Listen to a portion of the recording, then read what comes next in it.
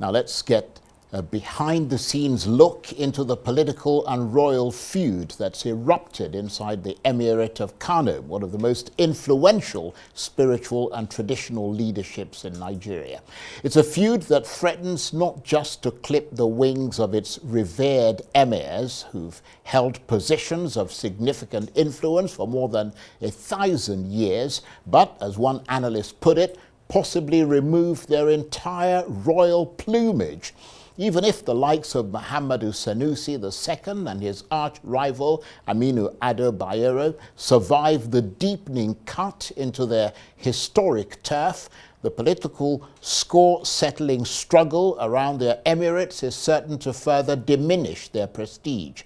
But even worse, the two competing emirs, who, by the way, are actually related by blood and marriage, are now on their own collision course, quite apart from the battle for supremacy between the current governor, Yusuf, and the previous governor, Ganduje, the swirling mists of which the two traditional rulers are caught up in. So can the current rubber band tension in Kano be snapped back to normal, or is its rich heritage now forever answerable to the whims of politicians? Well, to get an inside perspective, I'm joined now from our studios in Lagos by the documentary filmmaker Zainab Bayero, who is both a sister to Emir Aminu Bayero and a nephew once removed to Emir Muhammadu Sanusi, the traditional rulers who are caught up in that royal tussle in Kano. Zainab, thank you very much indeed for joining us. Let me start by asking you about your documentary, because we talked to you about it some time ago on our program Arise News Hour. How's it going? Thank you so much, Mr. Charles, for having me. Yeah, our last chat was about my dad's life and times, which was depicted in the documentary. And back then we had no idea that a few weeks later, Kano will be caught in a tussle between two sons of the House of Dabo. So it's it's quite ironic, but I'm still trying very hard to get this documentary to a global audience and of course to Nigerians. And I hope I will get the support that I need from the Kano state government and, you know, other dignitaries that really loved and admired my late dad.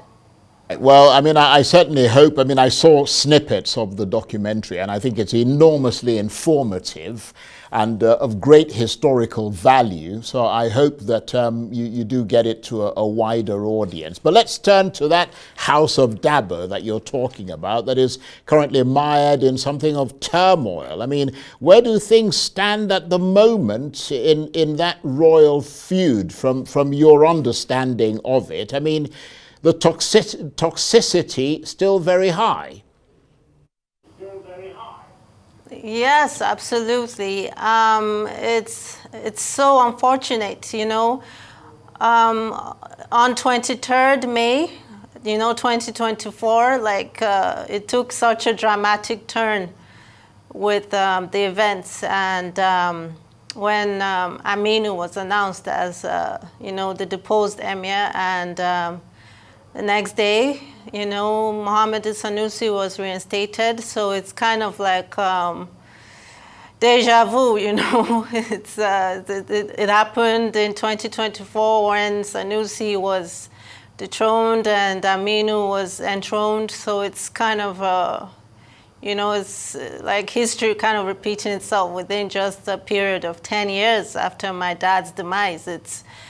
But right now, it's really, really toxic. I remember when my dad died in June 2014, you know, it's such a sad day in Kano. Like, you could feel it in the air. Everyone was so miserable and distraught that they had lost their great king after a long period. You know, he reigned for 51 years. No one knew what was going to happen, but it was obvious the winds of change were coming to this great kingdom of Kano.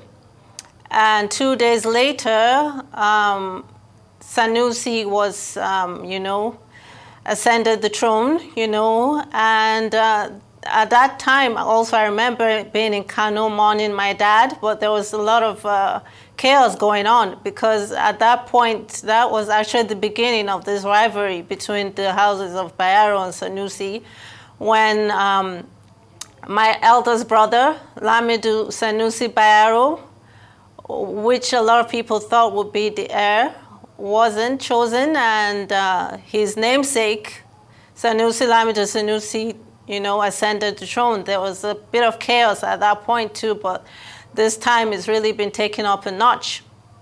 I mean, just listening to you there, it sounds absolutely fascinating, and I'm not trying to sound voyeuristic. I mean, it genuinely is historically interesting because that's a very highly prized royal family of which you're a part. And I wonder, clearly your brother Aminu feels he has a very strong claim to the throne, but obviously the same thing as your nephew Sanusi, Muhammadu Sanusi. I mean, is all this being discussed within the family, or is it sort of a no-go area? Well, to tell you the truth, I personally haven't seen Aminu in a year. So right now, I don't really know what's going on in his mind. But from what I can see, I think he's really in a place where he's really, I think he's really in a tight spot. And both men are, I think. They're both princes. They're both men, ambitious men, who were trying to fight for their houses. But the truth is they're both they're brothers. They're both part of the houses of Dabo. They're the descendants of the Dabo dynasty and the Sulubawa clan. So I don't really think it should be such a feud. But, there's a lot going on. And I think it's a bit, like you said in your intro, it's a bit of a political issue as well. But at the same time, they are grown men, and, I think they're trying to hold on to power as much as they can. But my fear is to what end? It's getting like a bit out of control. I don't know where this is going to lead to, because it's like both men are just desperate to fight till the end. And, I'm kind of scared for both of them because, there was a point a few weeks ago during the, Salah festivities where there were rumors that they were both going to ride during the Doba. And I was thinking, whoa, that would be really kind of dangerous, because Kano is a very volatile city, Any little thing could trigger violence, and it could lead to, it could escalate. So I think that's one of the reasons I think that both men should try to, end this. I don't know, because right now I think they're both in a very heightened state, where they really want to hold on and fight. But I don't know how this is going to play out in the end, especially for the caliphate, for the Sokoto caliphate. I hope it doesn't lead to where it kind of ends. It's a great and powerful institution. And that's what my father symbolized for 50 years. So I would hope that they would learn so much from him. Well, those are very important points you make there, and I think that's one of the reasons you decided to actually come and speak about this, in order to try and see how you yourself might be able to publicly calm things down. But then you talked about this is going on obviously within your family. I mean, your brother is Aminu, who is the emir of, the deposed emir of Kano, and your other brother, Nasiru, is the former emir of Bichi. So he's also caught up in this, isn't he? Yeah, he's the deposed emir of Bichi, yeah. But with Nasiru, I think he's been more laid back, about this whole crisis. You've not really seen him in the spotlight. I don't think he really wants to get embroiled in this. I don't know what's going on personally with him right now, but he's not being, thrust into this tussle. So I think he's trying to take a more laid-back approach, which I think is great. I think everyone should try and just restrain themselves, to stop this from escalating, for the sake of the emirate. I understand that people are hurt.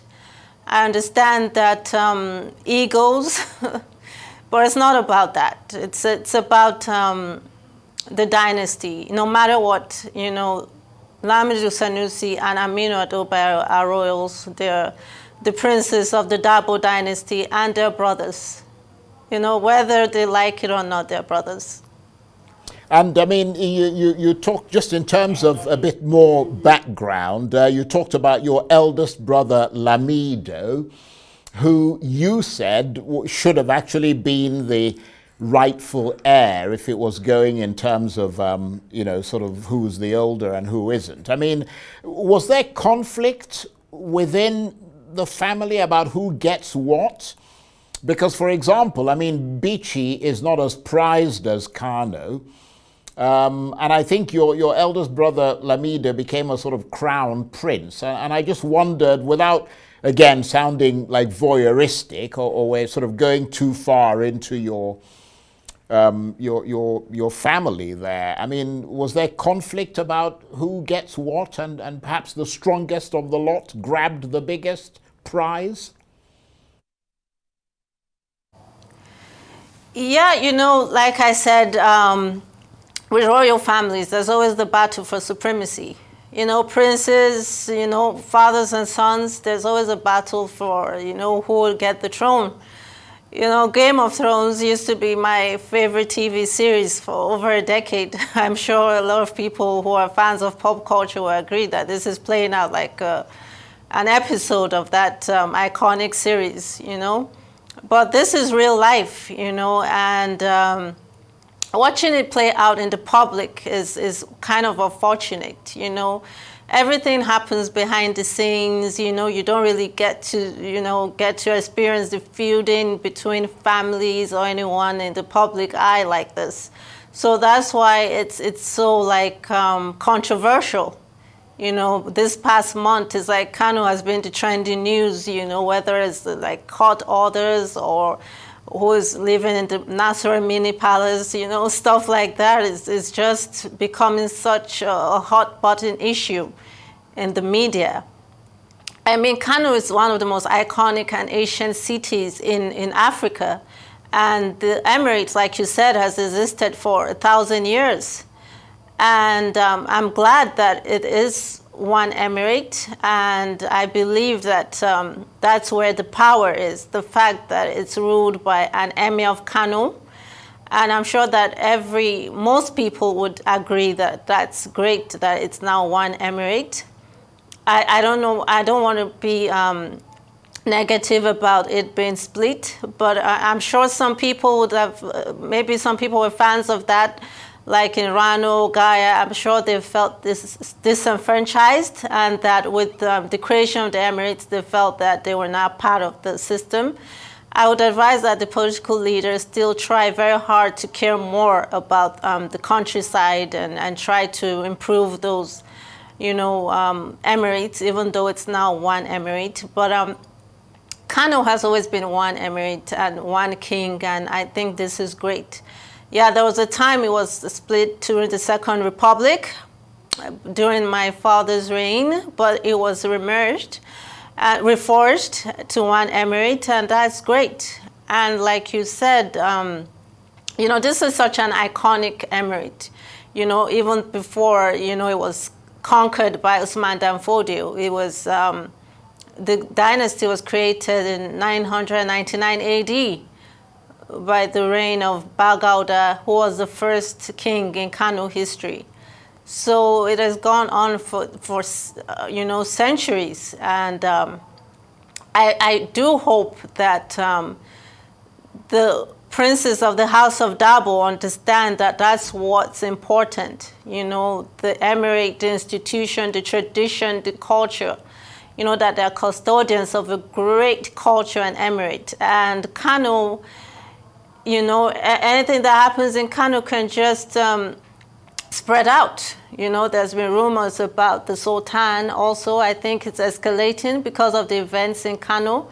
So I hope it doesn't lead to any more, you know, change in the tradition and the institutions and the respect for that revered, you know, seat. Okay, well, look, I was going to ask you one more question, which is that you yourself in some ways got into this model, because I understand the governor, Abba Yusuf, intervened to pay some of your bills, and I was going to ask you if, I mean, if they kind of see you as a little bit maybe rebellious, too outspoken, perhaps for what they think a royal female ought to be. But unfortunately, we're out of time. I want to thank you very much indeed. It's been fascinating talking with you, and also getting your unique insight into this conflict, which I think a lot of Nigerians would have learned something from.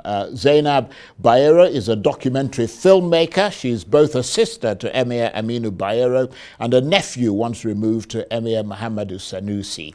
And she was talking to me there from our studios in Lagos. That's it for this edition of Arise Prime Time. Join us again tomorrow from me and the entire team here in Abuja and Lagos. Bye-bye, and thank you for watching.